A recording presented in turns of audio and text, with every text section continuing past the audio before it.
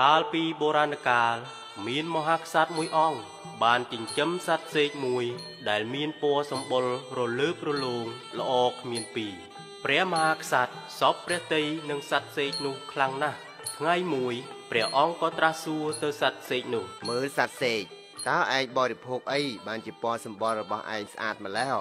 គេទូបង្គំបានបរិភោគផ្លែស្វាយនៅព្រៃហែមពៀនបើបានបរិភោគហើយរូបចាអាក្រក់ប៉ុណ្ណាក៏ប្រែជាក្មេងស្អាតដែរព្រះអង្គបើអញ្ចឹងចូលឯងទៅពំយកឲ្យយើងមួយផ្លែមកថាតើពិតជាអស្ចារ្យដូចតែពាក្យឯងនិយាយដែរទេលុះព្រឹកស្អែកឡើងសត្វសេកបានហើរសែនឆ្ងាយចូលទៅក្នុងព្រៃហែមពៀន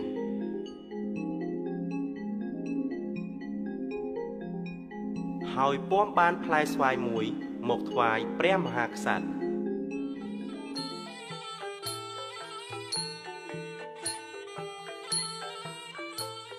ពិតជាអស្ចារ្យខ្លាំងណាស់ស្វាយនេះមានពិតប្រាកដមែនបើឯងបរិភោគពេលនេះបានក្មេងតែម្នាក់ឯងចុះចំណែកបុត្រមហេសីនិងញាតិវង្សានុវង្សតើពួកគេបានអីសោយ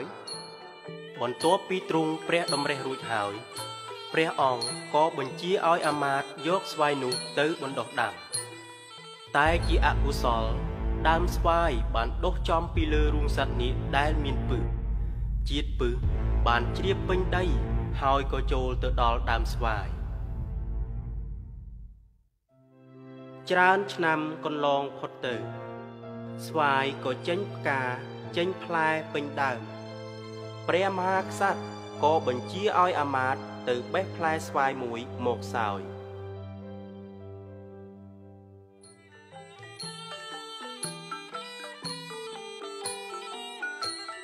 ណែលោកអាមាត្យឆាប់ភ្លក់ទៅ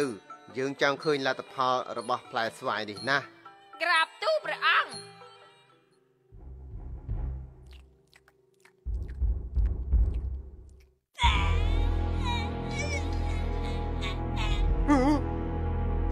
យើអាសេចចង្រៃគិតចង់ប្រហារយើងផងហ៎យើងមិនអត់អរនៅឯងទេសេនាឆាប់ចាប់សេកនេះយកទៅសម្លាប់ចោលភ្លាមចំណេរក្រោយមកសត្វនាគក៏ឈប់នៅក្នុងរូងក្រោមដើមស្វាយនោះ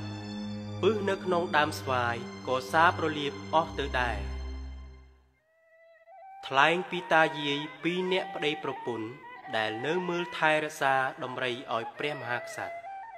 យើងចាស់ណាស់ទៅហើយគ្មានកូននឹងគេម្នាក់សោះគិតទៅគឺរងចាំតែថ្ងៃស្លាប់ប៉ុណ្ណោះត្រូវហើយយាយវា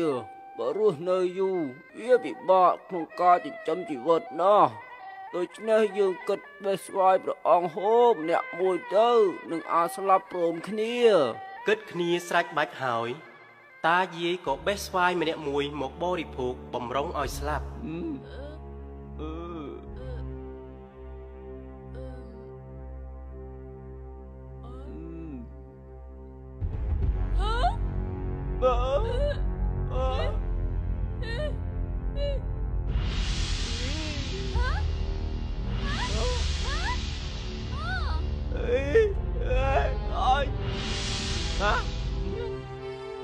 តាវាហេតុអីយើងមិនស្លាប់ហើយបើជាក្មេងទៅវិញខ្ញុំក៏មិនដឹងដែរ